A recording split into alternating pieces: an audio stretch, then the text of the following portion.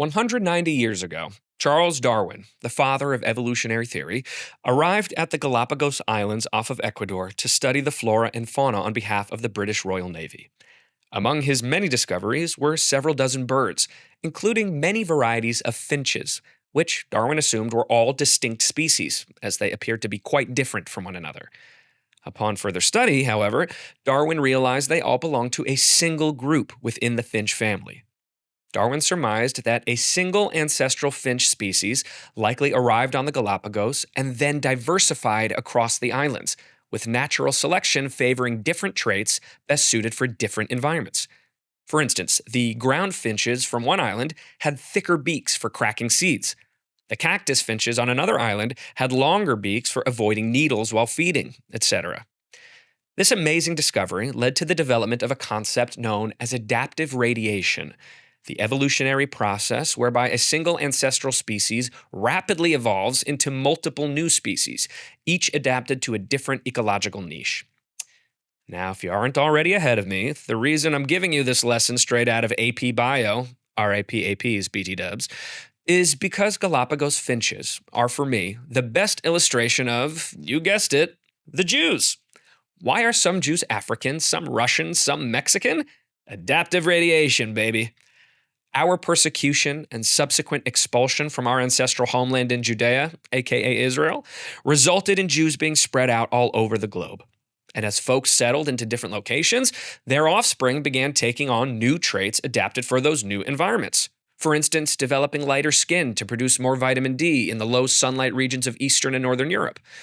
Also, sexual violence, which usually accompanied the horrible massacres that have befallen Jews throughout the centuries, played a role in producing new generations of Jews with local DNA, which is often cited as an interpretation for why Jewish blood is passed down through the mother and not the father.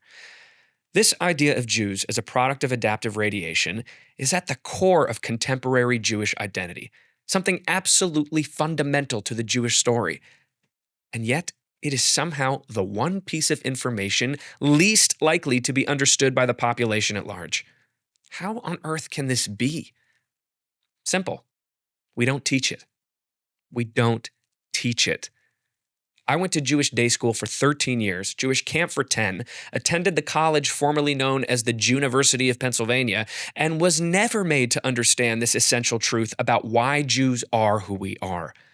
I know there's so much ground to cover in Jewish education, the basics alone of Hebrew, Torah, the traditions, but how can a concept so important to Jewish identity be so conspicuously left out of the curriculum? Here's my hypothesis.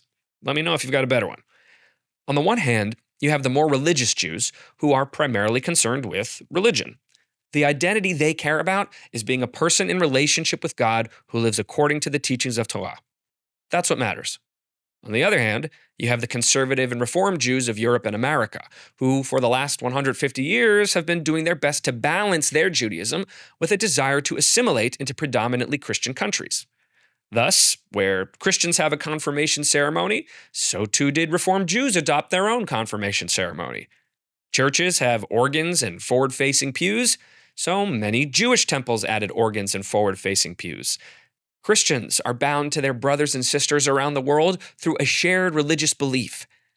And so Jews began to believe that we too are bound solely by shared religious belief. In our haste to focus on either God or our neighbors, we forgot a foundational piece of what makes us who we are. Well, according to me anyway. It should be obvious though, right? I mean, we've all read the Bible. We know about the ancient Israelites. We know that those Jews are the same Jews as today's Jews, but somehow we don't focus on the connective tissue, which is most of the story. It's sort of like a hot dog. All right, let's call it a Hebrew National Kosher all beef frank. We know the hot dog. We know the cow. And yet, in most of our minds, nary the two shall meet. Our brain skips the unpleasant part, thereby separating what is actually one entity into two. Maybe that's what Jews do. Maybe the millennia of our murder and expulsion and subjugation are so painful that somewhere along the line we started to just skip over that part. Or maybe it's just that we've become so siloed in our own communities, so Galapagos, that like Darwin, we mistake each other for distinct species rather than the one big finch family we are. Thankfully, the tide is shifting, slowly. Jews, like myself only a few years ago, are at last being awakened to what should be one of the very first things we teach our children about themselves. Whether it's because of our modern focus on identity, or the invention of DNA testing websites, or an increasing volume of Jewish voices educating about this stuff on social media, the lights are starting to come on. But we still have an incredibly long way to go, both in ensuring our own community understands who Jews are, and certainly in teaching the world that barely knows who we are to begin with. Once we understand that all Jews everywhere are of a single tribe, a single nation, a lot of lies and misconceptions will find they've run out of the oxygen they need to burn. Funny enough, aside from adaptive radiation, there's another term inspired by Darwin's work that also applies to Jews, and it's the reason our single tribe is still here, while nearly all the other ancient tribes are not. Say it with me now. Survival of the fittest, baby.